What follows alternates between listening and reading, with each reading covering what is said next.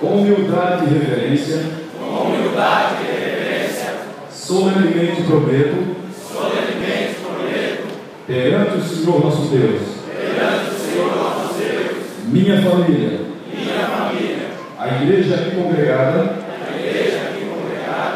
bem como perante as autoridades eclesiásticas aqui constituídas,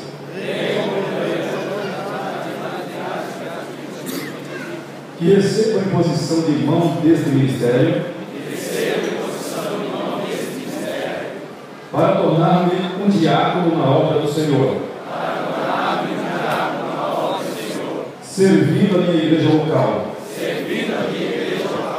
no exercício do meu ministério diaconal, que hoje é a mim confiado. Me dedicarei a servir com honra e dignidade, prometendo solene e publicamente, nesta cerimônia, servir em fidelidade à palavra de Deus, em obediência ao ministério, em harmonia com a minha família e minha igreja. Amém.